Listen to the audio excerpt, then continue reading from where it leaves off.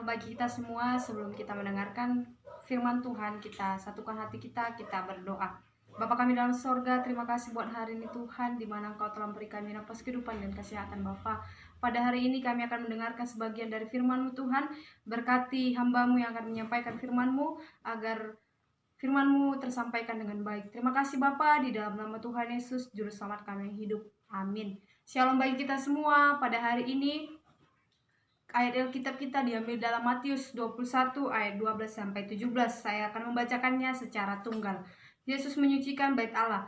Lalu Yesus masuk ke bait Allah dan mengusir semua orang yang berjual beli di halaman bait Allah. Ia membalikkan meja-meja penukar uang dan bangku-bangku pedagang merpati dan berkata kepada mereka, "Ada tertulis, rumahku akan disebut rumah doa, tetapi kamu menjadikannya sarang penyamun." Maka datanglah orang-orang buta dan orang-orang timpang kepadanya dalam bait Allah itu, dan mereka disembuhkannya. Tetapi ketika imam-imam kepala dan ahli-ahli Taurat melihat mujizat yang dibuatnya itu, dan anak-anak yang berseru dalam bait Allah, "Hosana bagi anak Daud," dan hati mereka sangat jengkel. Lalu mereka berkata kepadanya, "Engkau dengar apa yang dikatakan anak-anak ini?" Kata Yesus kepada mereka, "Aku dengar. Belum pernahkah kamu membaca dari mulut bayi-bayi dan anak-anak yang menyusu Engkau telah menyediakan puji-pujian?" Lalu ia meninggalkan mereka dan pergi ke luar kota, ke Betania, dan bermalam di situ. Shalom bagi kita semua. Pada hari ini tema kita bait yang tersampaikan, bait Allah disucikan.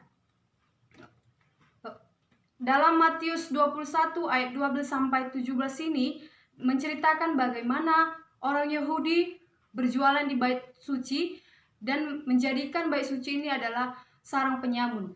Dalam Matius 21 ayat 12 dikatakan, "Lalu Yesus masuk ke bait Allah dan mengusir semua orang yang berjualan di halaman bait Allah. Ia membalikkan meja-meja penukar uang dan bangku-bangku pedagang merpati." Di mana Yesus ini menceritakan bagaimana Yesus marah dan membalik-balikkan meja-meja penukar uang, dan bagaimana ia membalikkan dan pedagang merpati. Dia mengusir orang Yahudi ini. Ia mengusir orang Yahudi karena berjualan di bait Allah. Namun di dalam ayat ketiga sini ditekankan bahwa Yesus ini menyuruh atau menjadikan bait Allah ini adalah salah satu rumah doa, bukan untuk jadi sarang penyamun. Namun di dalam sama seperti ketika kita berbuat dosa tidak ditegur atau tidak diarahkan, itu sama sekali kita membuat jalan sesat kepada teman kita atau orang-orang yang berbuat dosa. Namun di dalam ayat ke-14 dikatakan, "Maka datanglah orang-orang buta dan orang-orang timpang kepadanya dalam bait Allah itu, dan mereka disembuhkannya." Di dalam ayat 14 ini ditekankan bahwa ketika Yesus mengusir orang Yahudi, yang dimana Yesus ini marah dan mengusir orang Yahudi karena menjadikan bait Allah ini adalah sarang penyamun. Namun disitulah ketika orang-orang buta dan orang-orang sakit disembuhkan. Jadi di dalam ayat 14 ini ditekankan bahwa Yesus membuat atau menyucikan bait Allah. Yang tadinya Yesus marah kepada orang-orang Yahudi, namun Yesus membuat bait suci ini adalah rumah doa yang untuk disembuhkan orang-orang sakit dan orang-orang buta.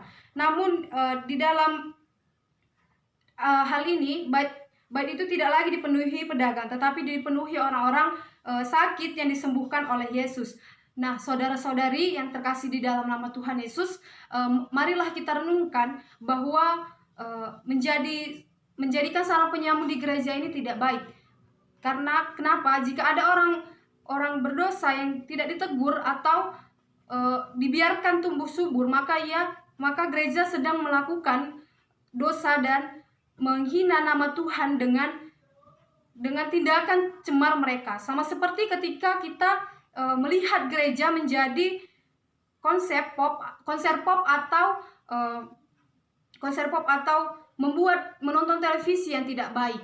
Itu adalah salah satu dosa atau melukai hati Tuhan. Namun jika orang-orang yang orang tidak lagi suka dengan cara ibadah yang menghormati Tuhan dan mengatakan bahwa dia merasakan mengantuk ataupun dia merasakan ataupun dia bermain HP, marilah kita tegur agar ia tidak berbuat dosa di dalam saat beribadah atau menjadikan rumah doa itu adalah tempat untuk berdosa. Namun di dalam hal ini manusia harus didorong atau dikuatkan dan diberikan contoh yang dimana di dalam firman Tuhan kita boleh merenungkan atau dengar pada saat kiranya dapat direnungkan bersama-sama dan terlaksana juga dalam kehidupan kita sehari-hari.